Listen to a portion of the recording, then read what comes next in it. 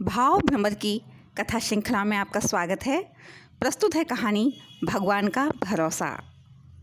जाड़े का दिन था और शाम हो गई थी। आसमान में बादल छाए थे। एक नीम के पेड़ पर बहुत से कौवे बैठे थे।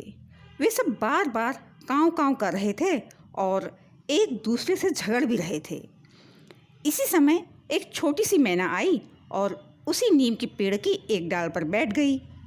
मैना को देखते ही कई कौवे उस पर टूट पड़े।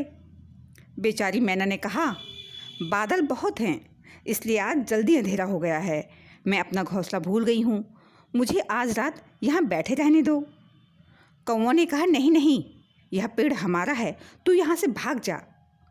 मैना बोली, पेड़ तो सब भगवान के होते हैं और इस सर्दी में यदि वर्षा हुई और ओले पड़े तो भगवान ही हम लोगों के प्राण बचा सकते हैं।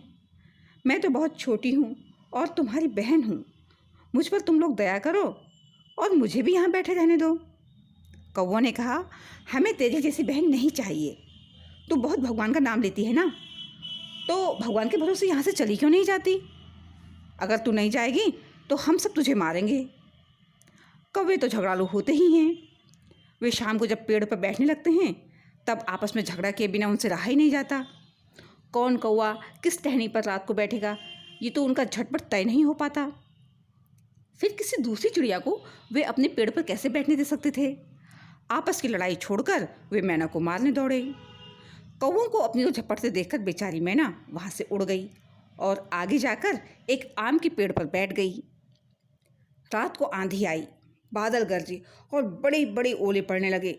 बड़े आलू जैसे ओले तड़ तड़ भड़ भड़ बंदूक की गोली जैसे पड़ रहे थे।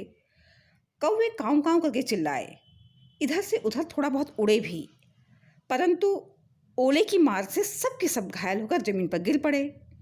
बहुत से कौवे तो मर भी गए। मैना जिस आम पर बैठी थी उसकी एक मोटी डाल आंधी में टूट गई। डाल भीतर से सड़ गई थी और पोली हो गई थी।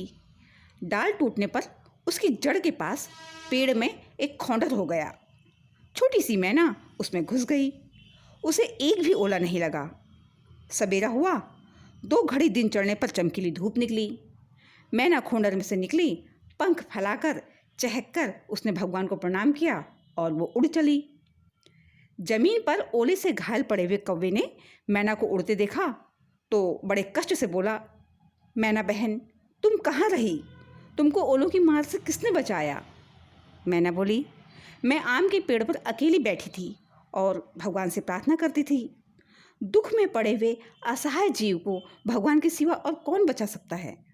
लेकिन भगवान केवल ओले से ही नहीं बचाते और केवल मैना को ही नहीं बचाते।